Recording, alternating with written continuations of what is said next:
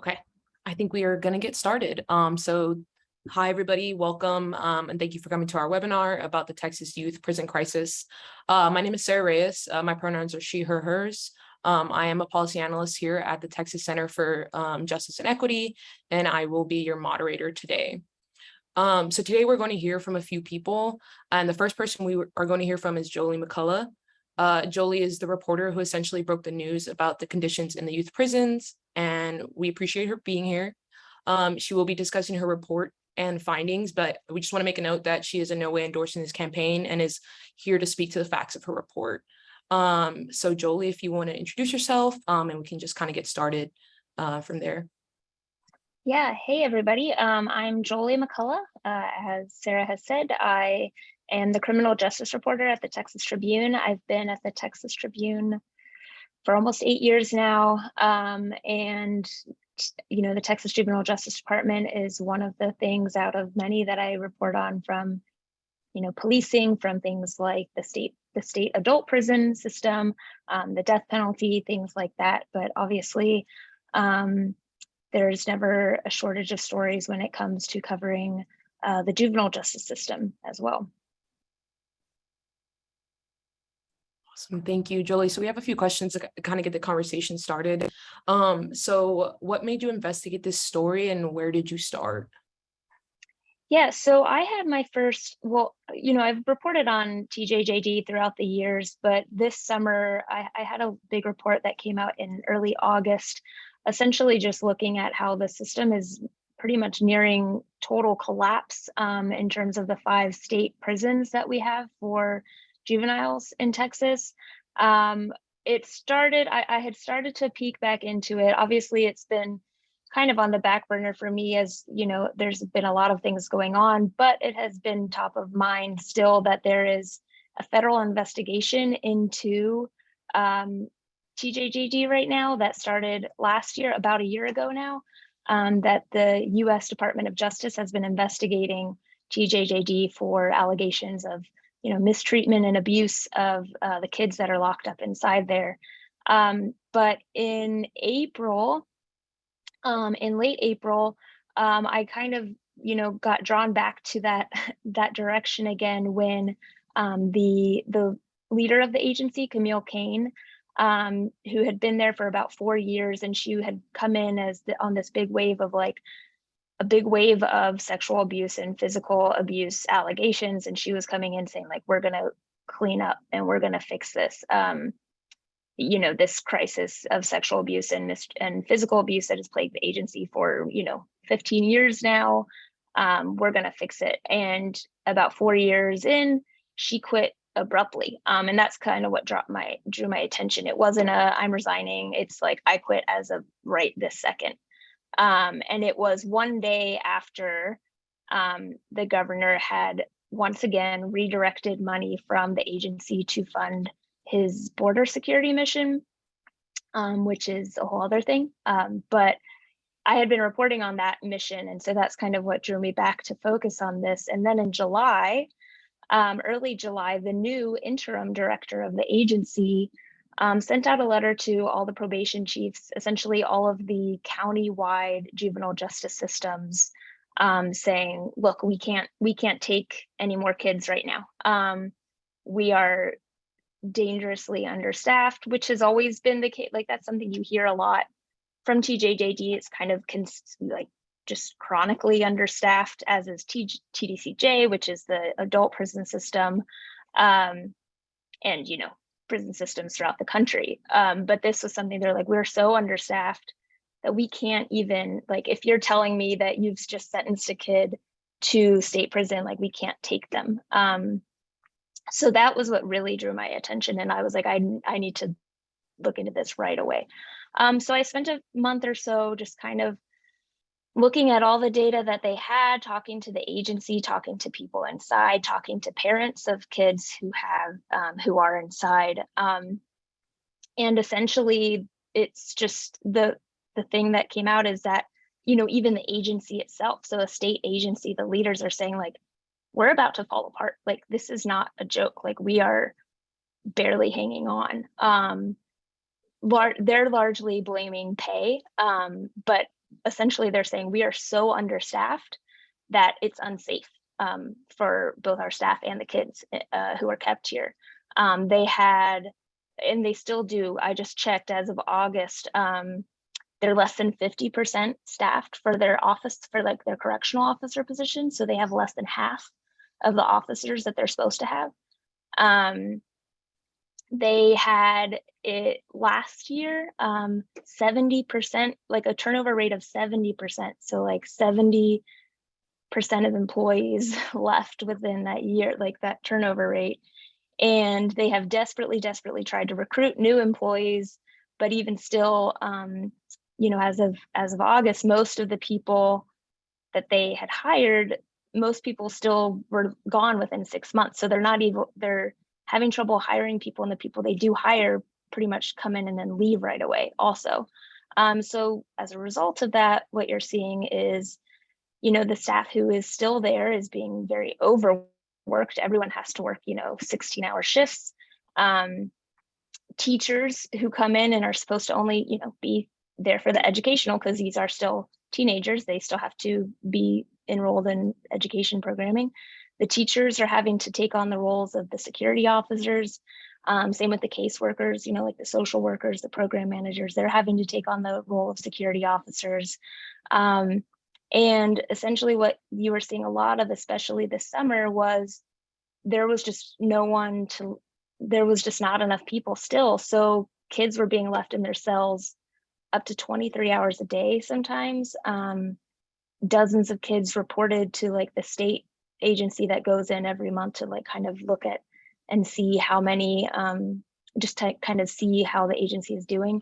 Dozens of kids reported to those officials that, they're having to use water bottles as toilets. They're having to use plastic bags as toilets. They're having to use lunch trays as toilets. Pretty much like just because they're stuck in their cells and they're not even able to get out to use the bathroom because there's just no one there.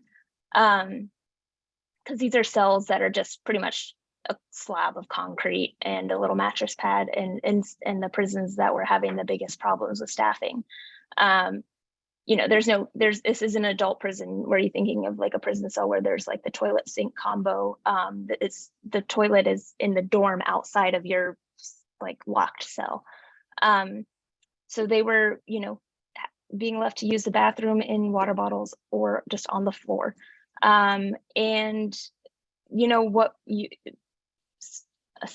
It's pretty sad, but predictably, you saw during this time more and more these children were hurting themselves, sometimes severely, out of either distress or just because if they hurt themselves, they knew someone was going to come and let them out of their cell.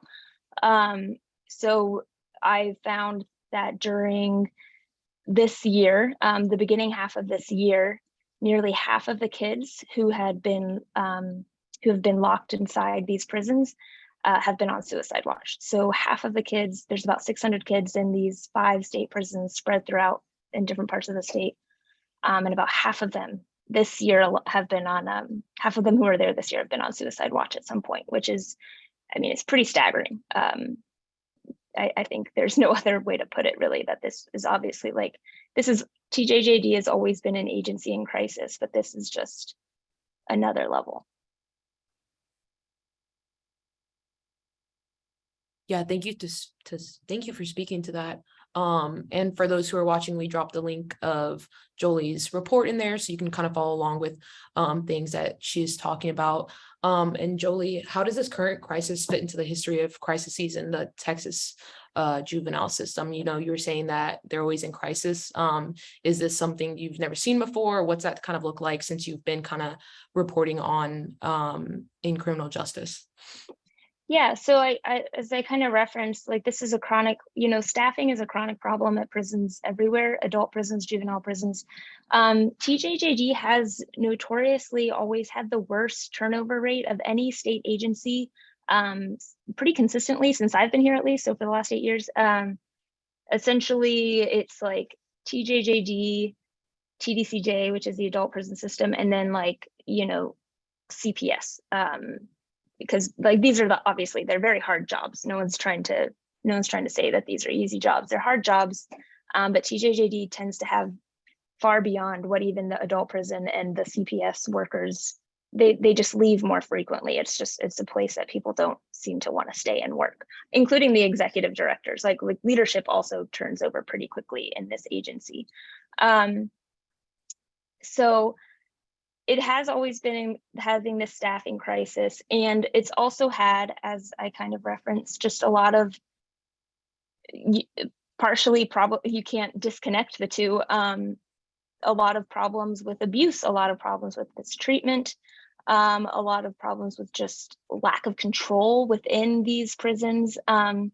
So I'll say in recent memory, the biggest thing that came about was in 2007, after the Dallas Morning News did an investigation into TJJD.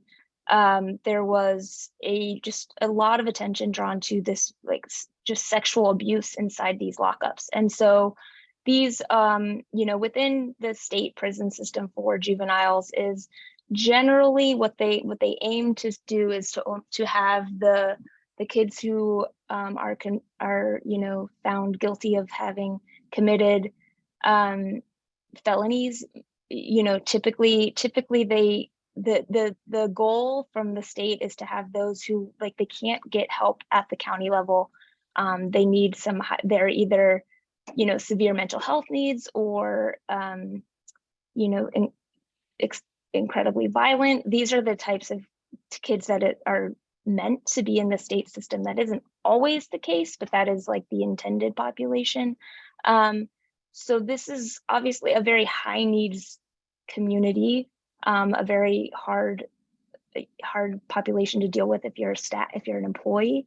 And there's just a lot of, there's this saying, these kids in there were thousands of them at the time in the state prison system who were, and they were saying there was a lot of sexual abuse inside these prisons.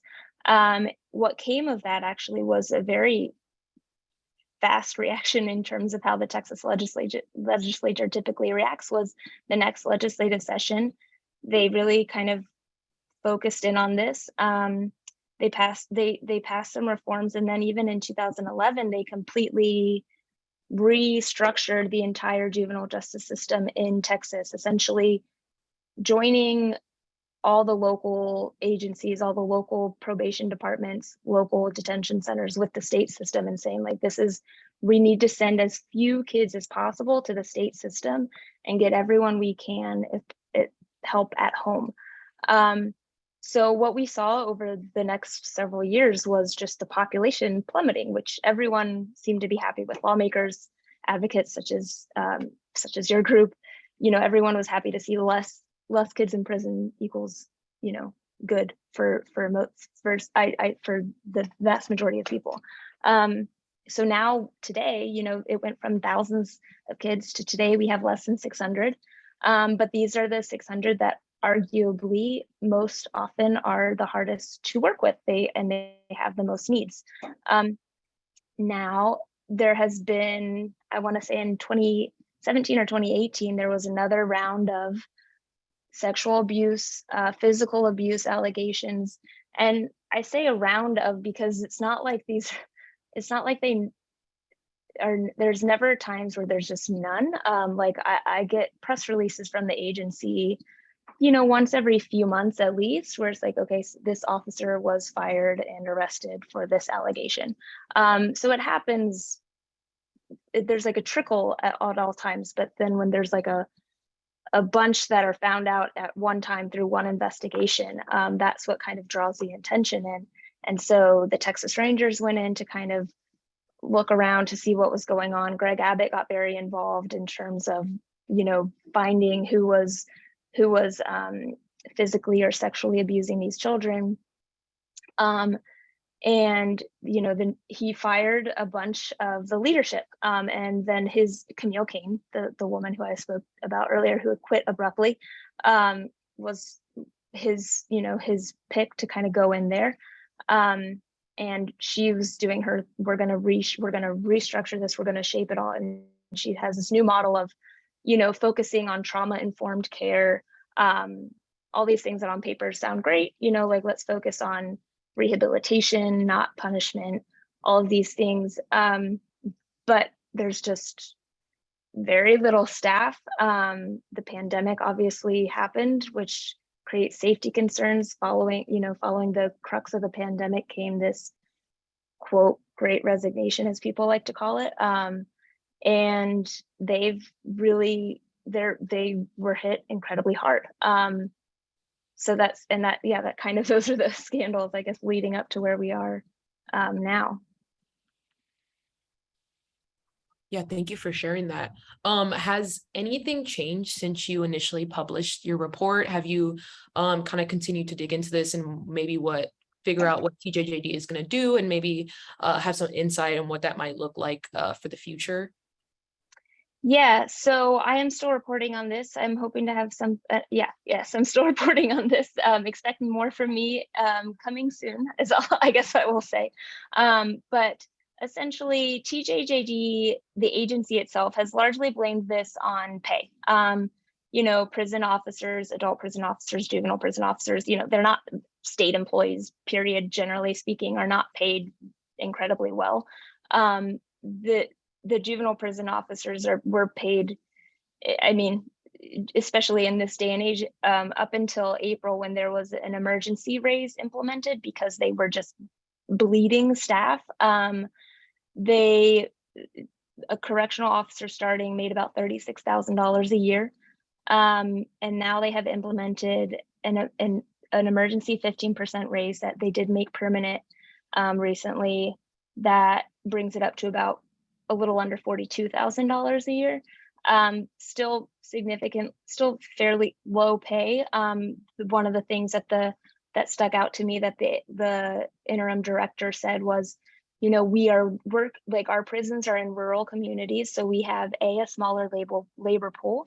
It makes it incredibly hard to, for example, get mental health professionals in there because, that's a pretty niche labor pool as well.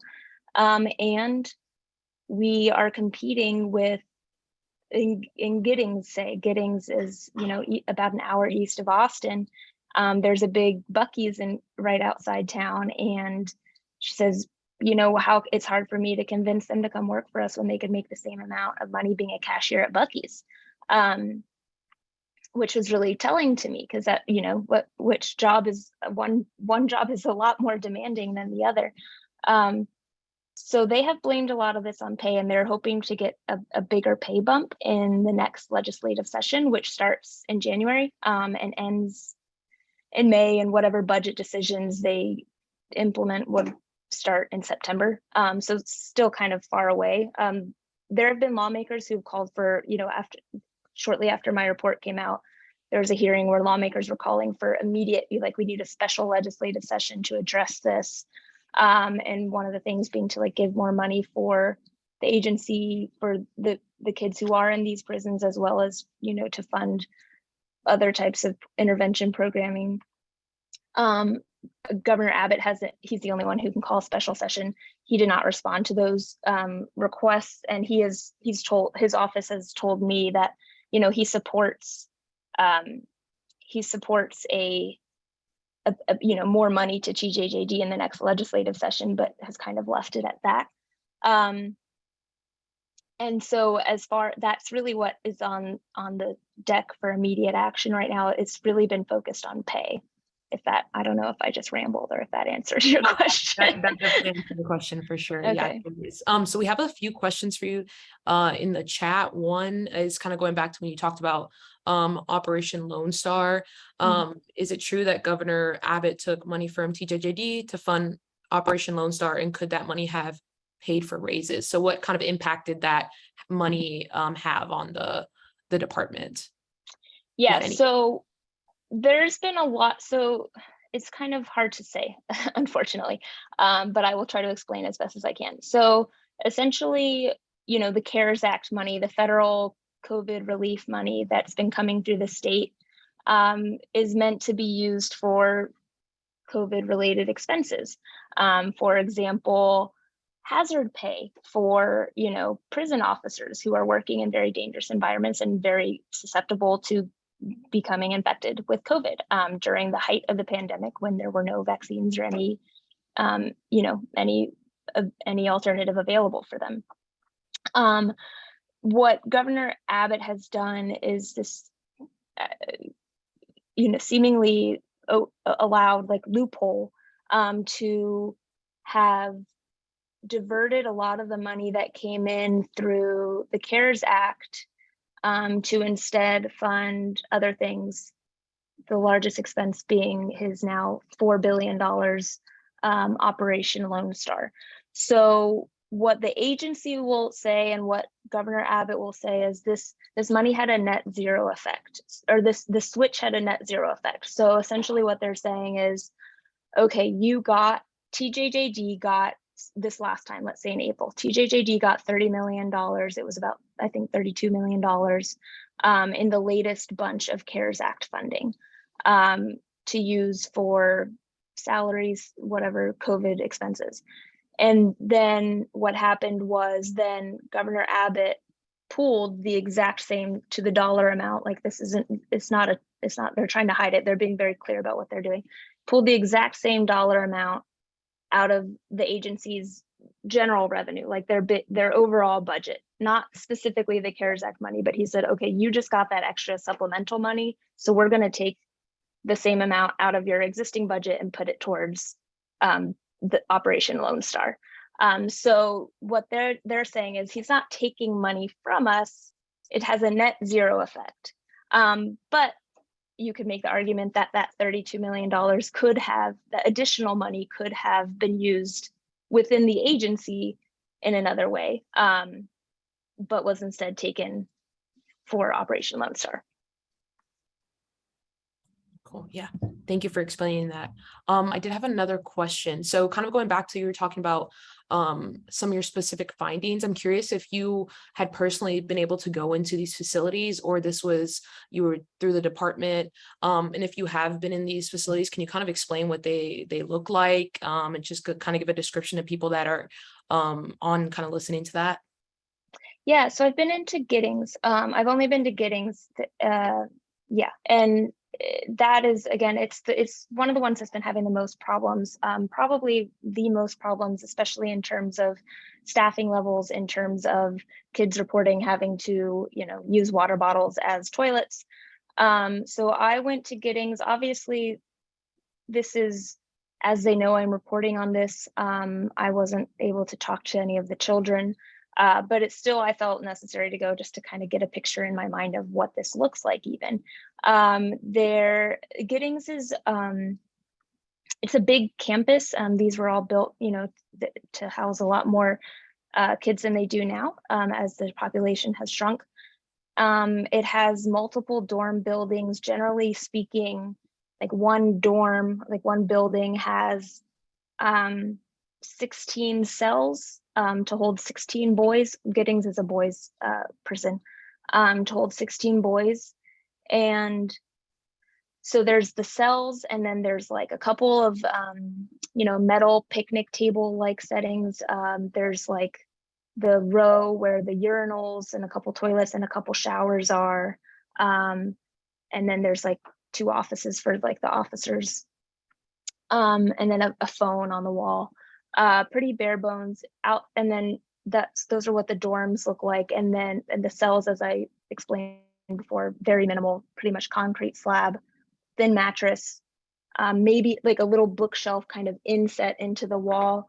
And then if they're lucky, half of them, not all, the inside ones don't, but the outside ones have a little small window to the outside. The inside ones, they don't. And it's, the shut doors, it's not the bars, it's like the full heavy steel doors that shut with just a little like carve out window, kind of like you would see like an adult prison. And outside there are, it's a big campus, so the buildings are all kind of spread out. There's like basketball courts in the middle, there's a cafeteria, there's a gym, there's a track, and essentially during this height of their staffing crisis earlier this summer, everything was kind of shut down. Cafeteria wasn't really happening a lot. On this day, it wasn't either. It was, a couple of kids go and like they're helping just with big trays, essentially, carts, carrying the trays to the dorms, and kids eat on their dorms. There's a school building, which also during a lot of this, instead, they would have packets, like work packets, taken to them instead, in the dorms again. And it all just, because you need more people to move a group of kids around this big campus than you do to just like let them out of their cells and keep them contained. Giddings also has the mental health unit. So those who have severe mental health needs are kept in another dorm of that type of nature, but there's fewer of them, and it is required that, kind of no matter how short of staffing you are, you would keep at least, there has to be two officers or adults of some sort on that dorm at all times, which is often why there's usually only one on all the others. So that's kind of, if that helps kind of explain, that's Giddings. They're not all like that, but it was important for me to see because TJJD uses language like rooms, when these are very obviously prison cells. Like this isn't a room, this is a prison cell. Yeah, no, that was helpful. I think it's important that people can at least visualize what this looks like, because I don't know if many people here even knew that there were youth prisons, and I think giving people visuals is important. So I think just kind of looking at time, Jolie, the last question I would ask you is if, is there anything that you would like to say that maybe we didn't cover, or you would like to add to this conversation before we kind of wrap this part of the webinar up? No, I mean, I think this is something that is really, it's really important. And it does seem that, lawmakers are again, kind of, this is something that, how one feels about prison is one thing, how one feels about punishment is one thing, but it kind of brings more people together, I think, when you really realize like these are children.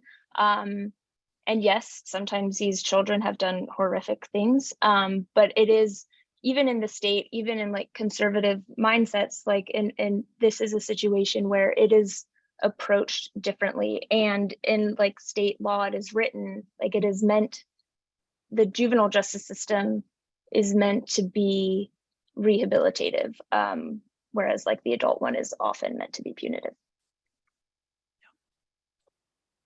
Well, thank you so much, Jolie. We appreciate you being here, and we look forward to what you have coming out in the future.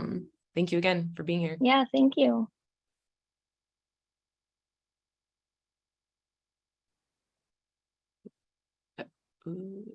Okay. So we are going to move on to the next part of our webinar. I'm going to give space to my colleague Alicia and Krupali to kind of talk about our campaign that we recently just launched. So I'm going to let them introduce themselves and we can kick off this part of the webinar. Hey y'all, my name is Alicia. My pronouns are she and her, and I'm the Director of Policy and Advocacy at Texas Center for Justice and Equity. And I'll pass it to Krupali to introduce herself. Hi y'all, my name is Krupali Kumar, and I'm one of the co-founders of the Austin Liberation Youth Movement. My pronouns are also she, her, hers, and I'm really excited to be here and explain our involvement in this campaign. Yeah, and thanks Sarah for your excellent moderation, and thanks everyone for being here for this call. So for those of you who are here, you probably had a little bit of insight into what was happening in TJJD prisons, right? But I think anytime we hear the gory details of what's actually going on and what is really ongoing, it's shocking to hear that really nothing has been done. And so as an organization and along together with Krupali, I think we as we heard over the summer, kind of a lot of interim hearings. The legislature only meets once every 2 years for just 140 days.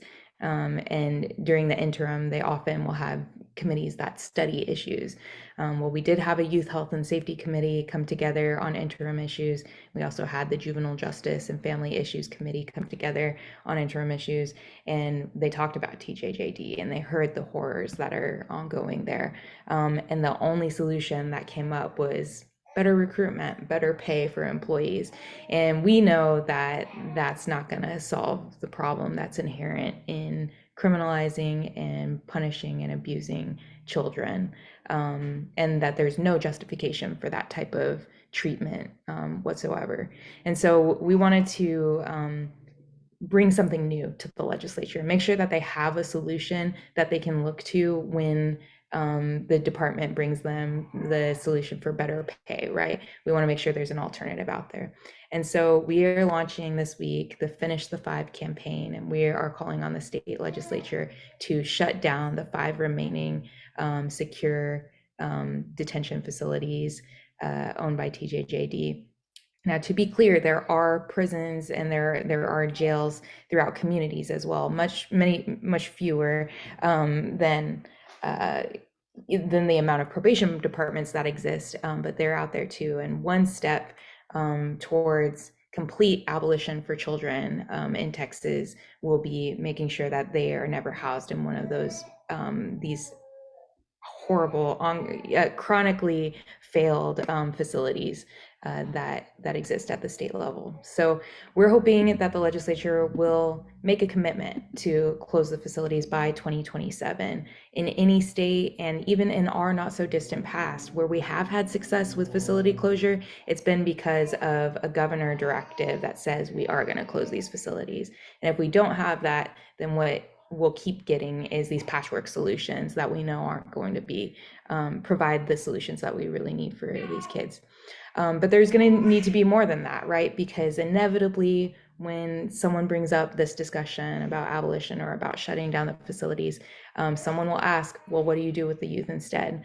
And so if not youth prisons, what do we have? And the main thing that we look to is community. Texas has 254 counties. Each of those counties has a unique culture that deserves to be recognized, and those communities need to have a say in the way that they respond to harm that occur in communities, right? So the state should fund communities to create the solutions that work best for them, and excluding those solutions that will be carceral or institutional. So the first part of our campaign is asking the legislature to close down the facilities. The second part is asking for them to reinvest the funds, the tens of millions of dollars that will be saved from closing these 5 prisons, into communities, to make sure that they can build the infrastructure that they need so that children don't ever have to stand before a judge, and that children who have the most severe needs can really get the appropriate age and developmentally appropriate services that they need to thrive in their own homes. And third, we're calling on the state legislature to do what they did back in the mid-aughts.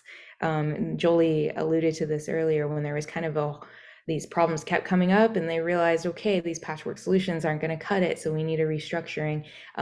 They took some big steps in decriminalizing youth, but they didn't go as far as they could have. So we're asking the legislature to take that next step on this journey of youth justice reform in Texas by moving to decriminalize more kids. What would it look like for us to have an omnibus slate of policy reforms that take all of the science and all the evidence into consideration when we're talking about helping youth thrive, because we know that punishment doesn't help kids. It just re-victimizes and re-traumatizes them, but instead teaching them in developmentally and age appropriate ways how to interact with one another and how to repair harm that they may have caused. That's what's going to lead us to healthier communities overall. So ensuring that they have access to those services without handcuffs is really essential to making that happen.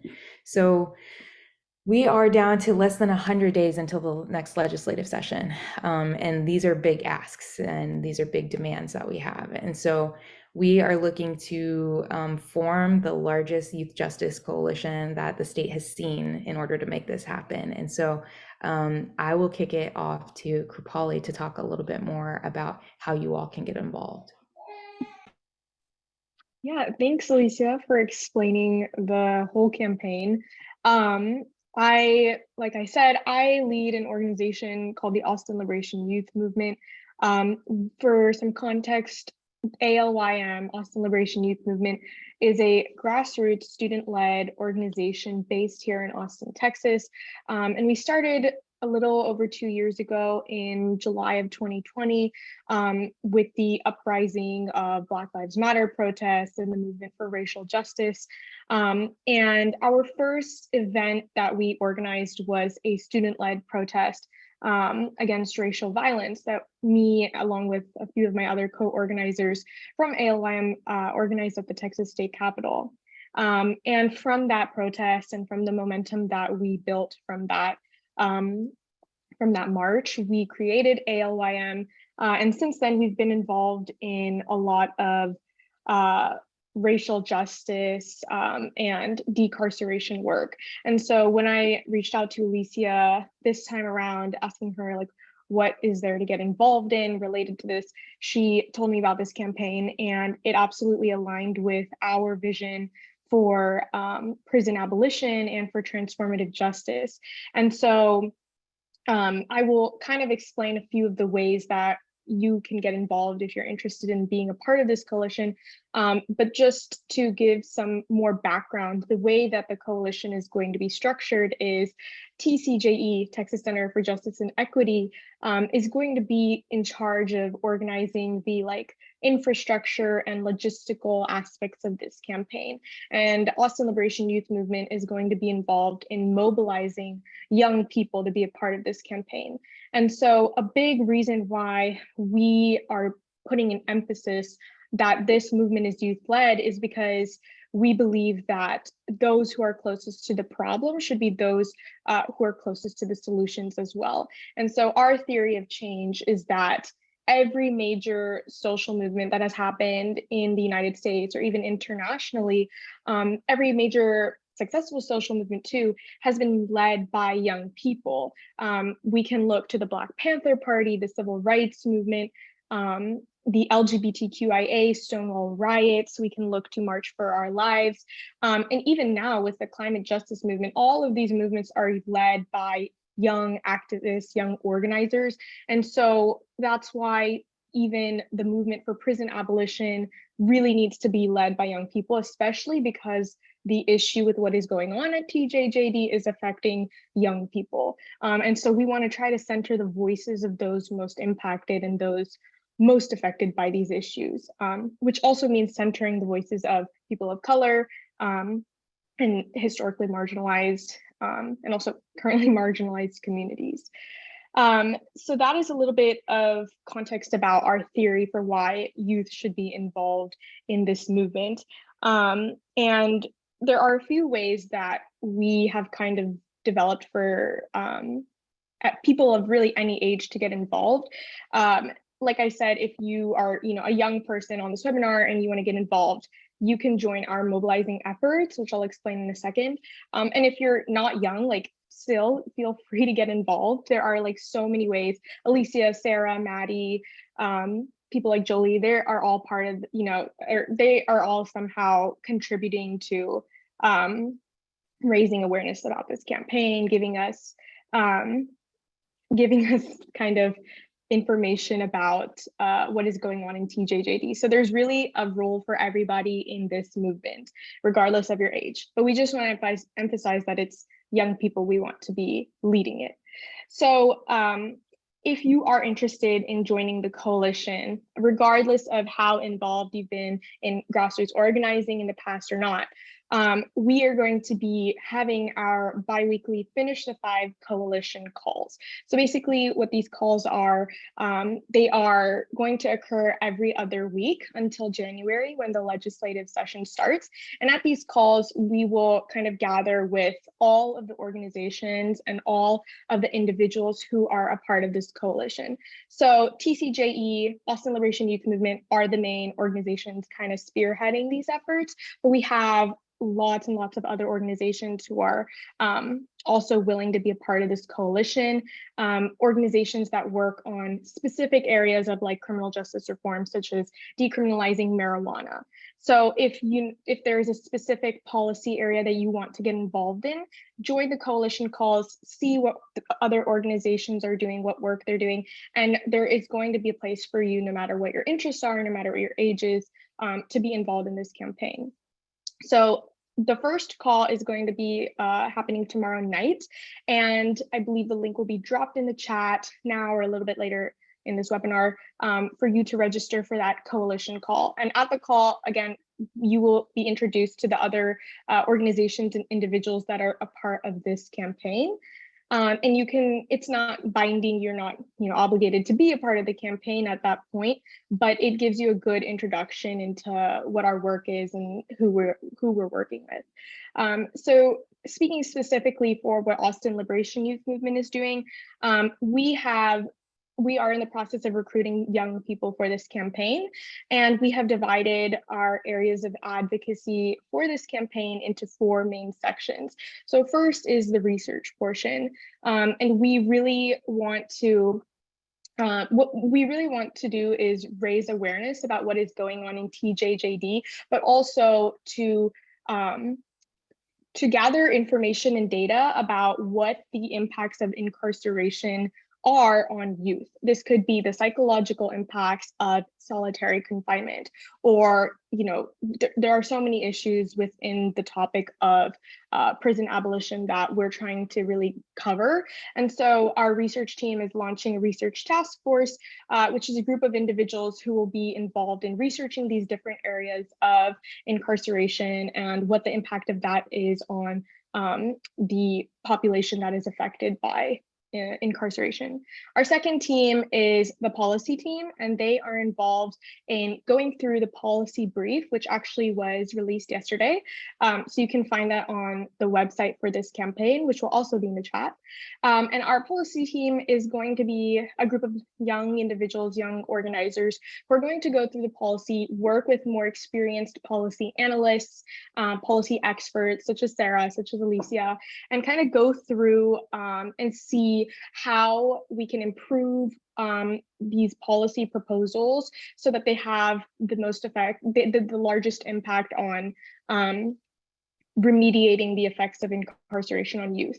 And so our research and our policy teams are working kind of in tandem, because the research that we gather, the data that we collect, is going to directly support the policy proposals we're making.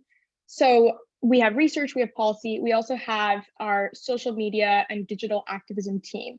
And we're really trying to promote this campaign, Finish the Five, on all social media platforms, and kind of make it as, try to spread our reach as much as possible. And so we are planning to do like a docu-series, and in whatever way we can, try to document what is going on in the prisons and try to visually convey what is happening so that people can see the impact of incarceration on these children.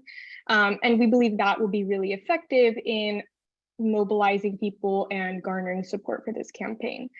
We are also just really through the social media team, we really want to just raise awareness about what's going on at TJJD and try to build a movement for prison abolition. And we feel that a lot of young people use social media, so that's the best way to kind of reach out to them.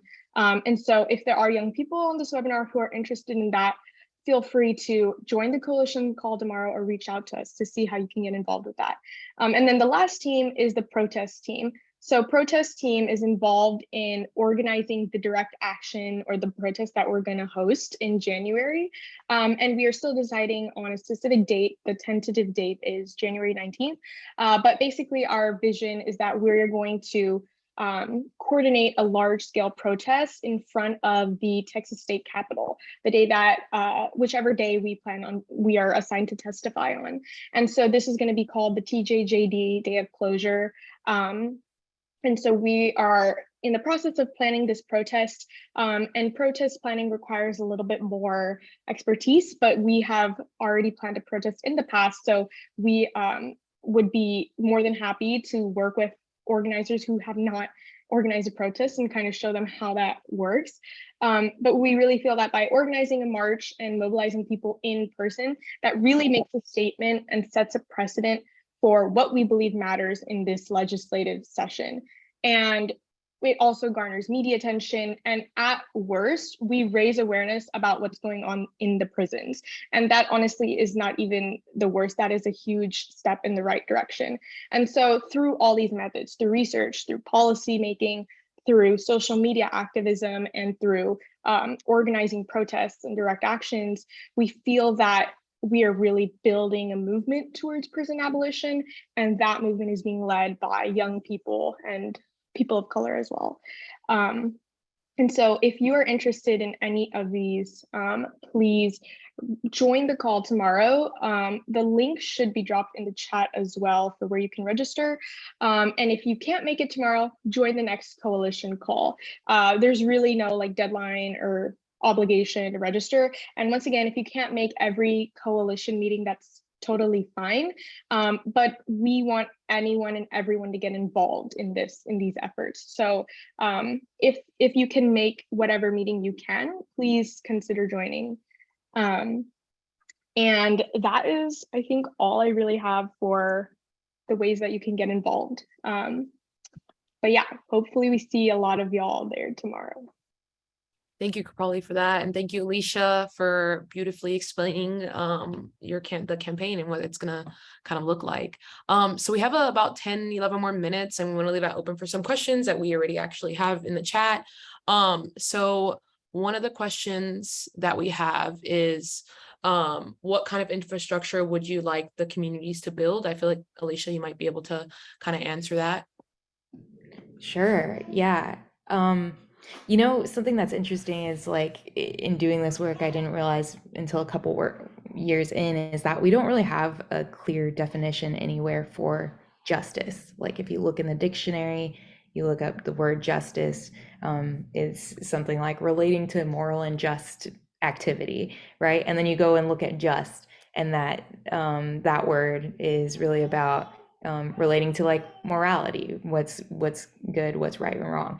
And we know that those things are incredibly subjective, right? So when we talk about justice and youth justice, the definition, I believe we each have to come up with our own definition for what that really is.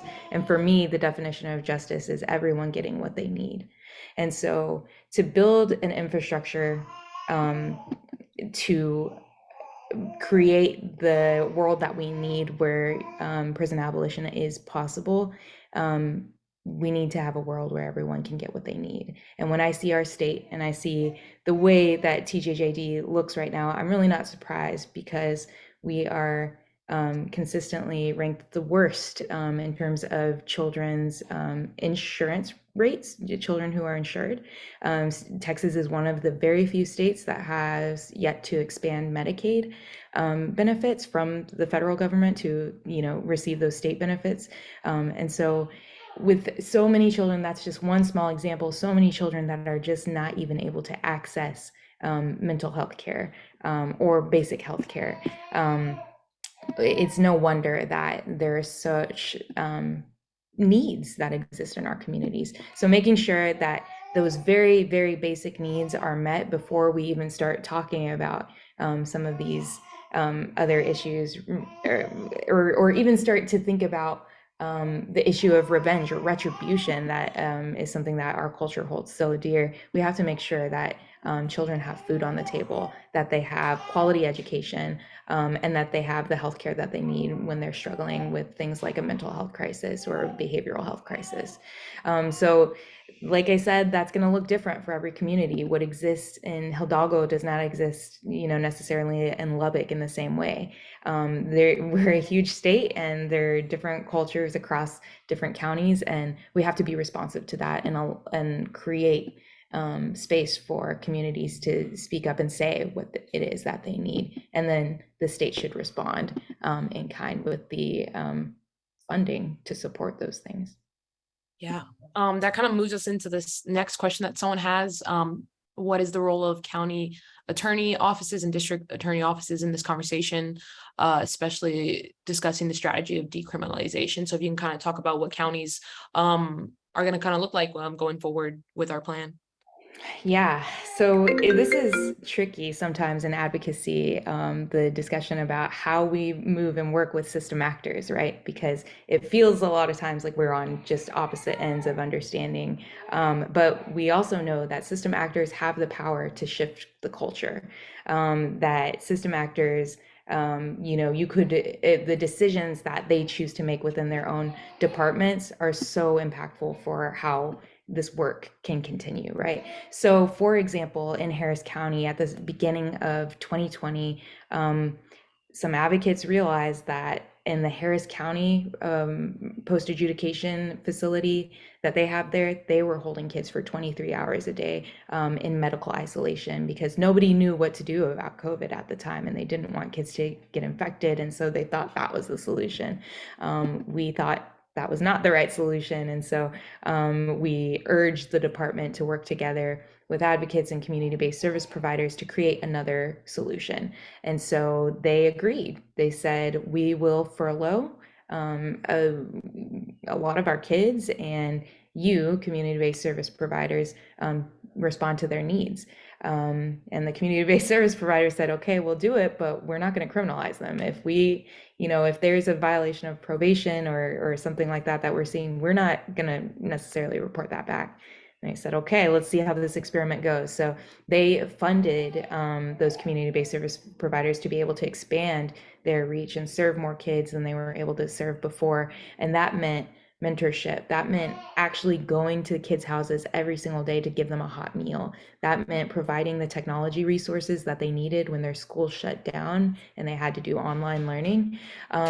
And it worked. Within the first few months of the program, after 80 kids were released, fewer than 10 were rearrested.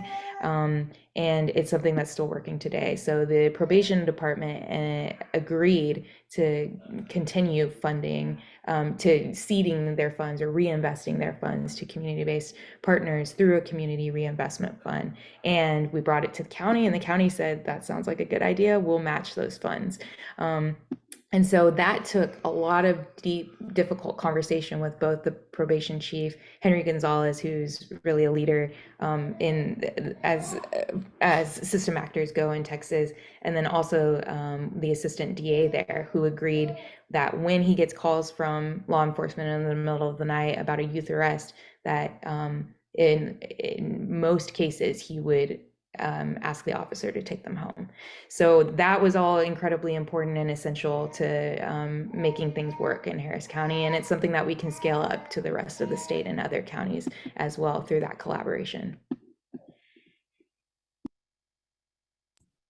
Cool. Awesome. Thank you for answering that question, Alicia. It does not look like we have any other questions that have not been answered in the chat.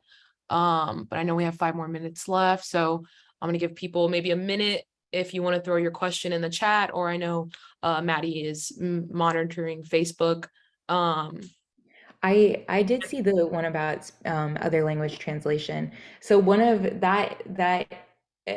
that brings up a broader issue, right? That to ensure that everyone, that this campaign is as powerful as it needs to be to get something so transformative to happen in the state of Texas, we need as many people, all hands on deck as possible, right? So if that means ensuring that we do have the capability of providing materials, not just in English, right? And so folks joining the coalition who have the skills to do translation services, right? Folks joining the coalition who have like those social media chops, like who can just share something out to like their 1,000 friends on Facebook. That's 1,000 friends that we wouldn't have reached otherwise, right? So even no matter the level, just like Krupali was talking about, we know that something one of our mentors says a lot, Doug Smith, he says that I don't have the answer, or we don't have the answer, but together we have like the key answer, right? And that means like collective action is always going to be better than just one organization trying to do everything at once. thank you for that question. Okay, well, I think we gave the people enough time. So if there's no more questions, I think we can give some people 3 minutes back of their day. I just want to thank everybody for joining and for supporting. Also the resources that we spoke about should be in the chat, should be in our website. I believe that, let's see, hold on, sorry, yes, okay. Resource will be in the chat, as well as Krupali, I'm gonna throw y'all's organization stuff in here as well to follow. But yes, thank you everybody for joining, and Jolie, I know she's not here, but thank you for coming on. And I hope everybody has a great rest of the day. So thank y'all. Bye, y'all.